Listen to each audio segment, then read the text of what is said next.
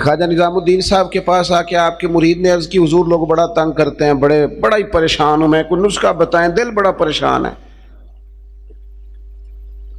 تو حضرت محبوب الہی فرمانے لگے نسخہ ایک ہی ہے، انشاءاللہ پریشانی سے شفا ہو جائے گی۔ اس نے کہا کون سا؟ فرمانے لگے محبت کرنی شروع کر دے۔ وہ بھی چپ کر گیا تھا، جس طرح آپ نہیں سارے کر گئے کہ بندہ ناراض رشتہ داروں سے محبت کرے، جو دوست تنگ کریں ان سے محبت کرے، کام ہی بڑا مشکل ہے۔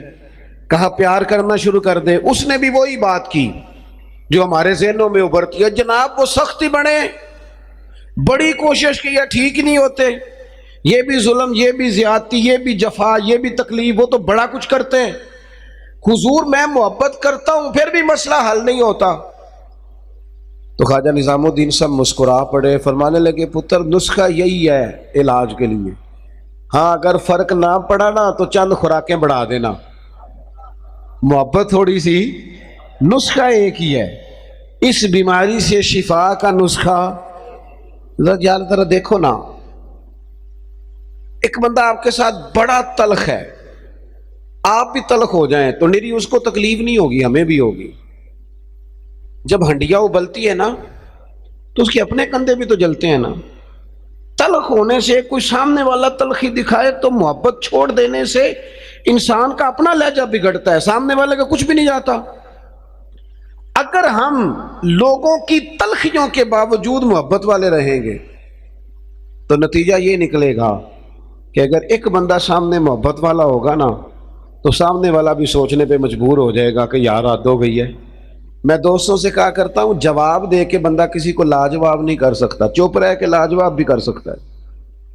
کسی نے آپ کے خلاف ایک بات کی، آپ کو 3 کرنی پڑیں گی، آپ 3 کریں گے پھر وہ 6 کر دے گا، پھر آپ کو 12 کرنی پڑیں گی، تو یہ تو معاملہ ختم ہی نہیں ہوگا۔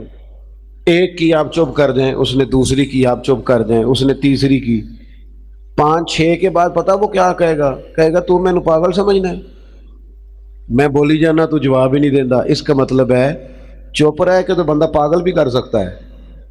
اتنا لاج او جتن جتن تے ہر کوئی کھیڈے کدے ہارن بھی کھیڈ فقیرا۔ یہ تو سارے کرتے ہیں کام، میں نے جیتنا ہے، تو فائدہ کیا ہوا؟ کوئی انوکھا کام بھی تو کرنا۔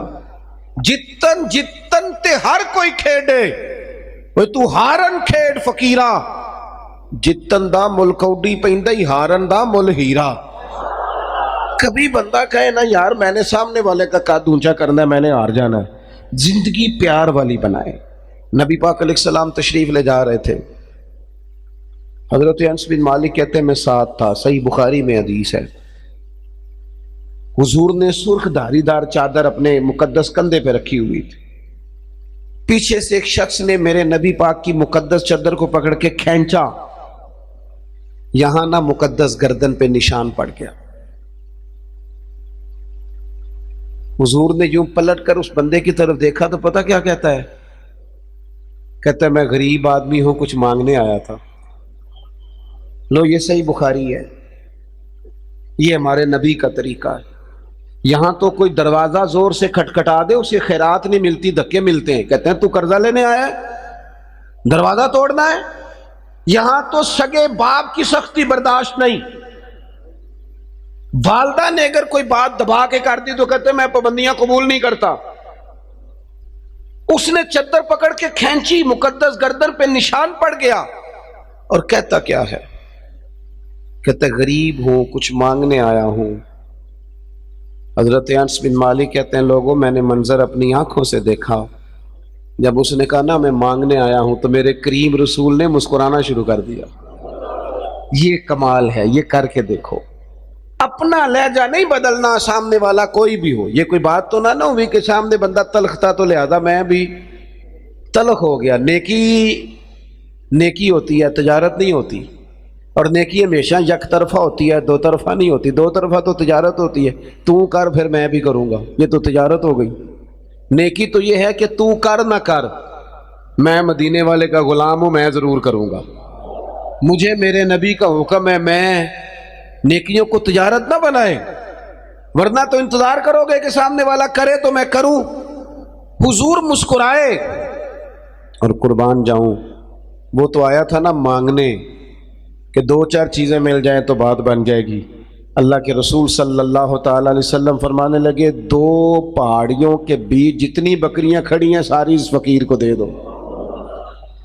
اپنے انداز میں تھوڑی محبت لائیں، اپنے لہجے میں تھوڑا سا نا پیار لائیں. ہم پیار کرتے ہیں پر جہاں مطلب ہوتا ہے. گاہکوں سے پیار بالکل ٹھیک ہے، جن سے لین دین کے معاملات ہیں ان سے ناراض ہو گئے آپ لوگ، غلط بات کر دی ہے. اللہ آپ کو سلامت رکھے. میں صحیح کہہ رہا ہوں، جہاں کوئی مطلب ہے وہاں معاملہ بالکل ٹھیک ہے. اور یار یہ پیار نہیں، یہ پیار کا دکھلاوا ہے. اس طرح تھک جاؤ گے.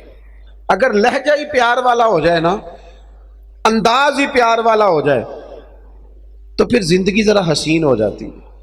پھر نا ماں کو بیٹے سے بات کرتے ڈر نہیں لگتا، پھر اہلیہ اس سے بات کرتے پریشان نہیں ہوتی، وہ خوف نہیں کھاتی کہ یہ مجھ سے گلاس ٹوٹ گیا تو پتہ نہیں اب کیا بنے گا.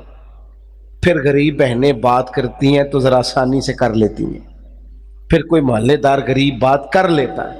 لیکن اگر لہجہ تلخ ہو، انداز سخت ہو، پھر خرابی ہوتی ہے. ایک چوتھی بات بھی ہے جس کی وجہ سے ہم محبت نہیں کرتے. ہم نہ اپنا کوئی نہ کوئی منصب بنا لیتے ہیں، پھر ہم سمجھتے ہیں میری یہ شان ہے. دیکھیں، عالم کی عزت کرنا بڑا ضروری ہے، پر عالم کو یہ تو نہیں نہ کہا گیا کہ وہ علم کے تکبر میں مبتلا ہو جائے کہ میں چونکہ بہت بڑا عالم ہوں. اس کو تو یہ اجازت. میری بات کی سمجھ آ رہی ہے آپ کو؟